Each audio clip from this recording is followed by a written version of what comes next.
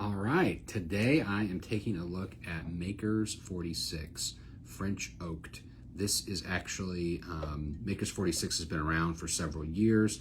They just happened to put it into a new bottle and put a new label on it. They're actually using the same bottle as the regular Maker's Mark bottle.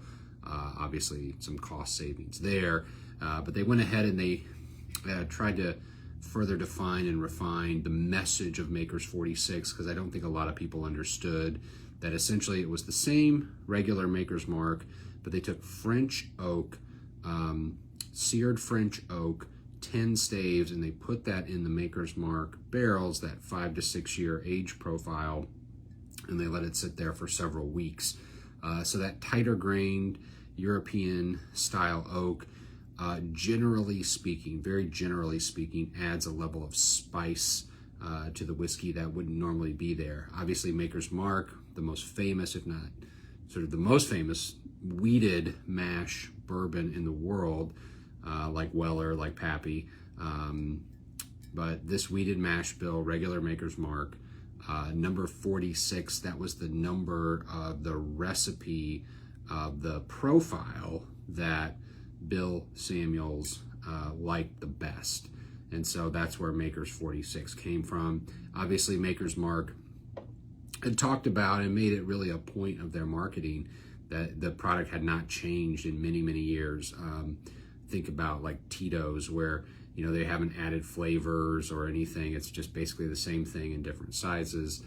So Maker's 46 was a pretty big departure at that point, but Maker's since then has really started to innovate. Obviously, they do a cask strength version now. They've done different versions, different proofs for different markets. Maker's 46 in particular is 94 proof. So 94 proof, generally speaking, about $10 more a bottle than regular Maker's Mark. So you get a few more proof points, and you get a little bit extra flavor in terms of what that French oak imparts. So let's give it a whirl.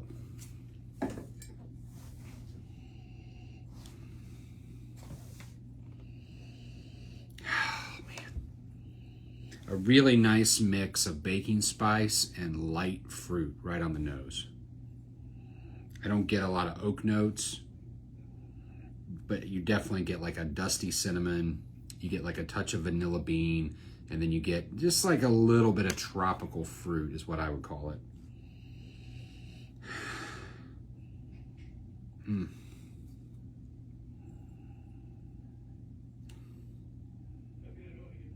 Yeah, maybe like just a hint of butterscotch, but it's mostly that nice balance between the baking spice and the fruit. Let's take a sip.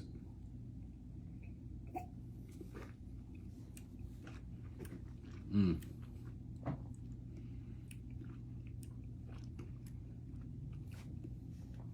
man,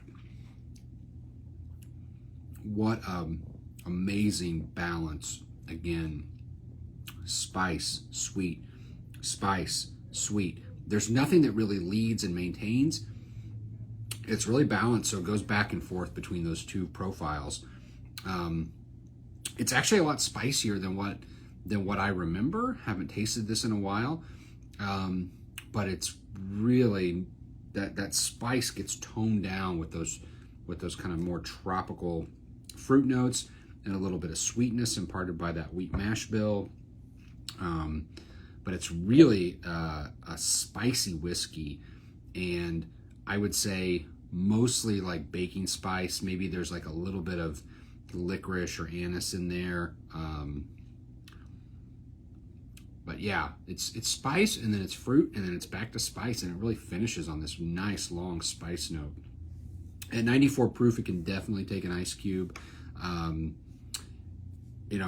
I've never had a Maker's Mark cocktail that I really loved, just because I thought it's an elegant whiskey, it's a balanced whiskey that doesn't impart it's not a punch you in the face type of flavor, but this actually might work because of the level of spice.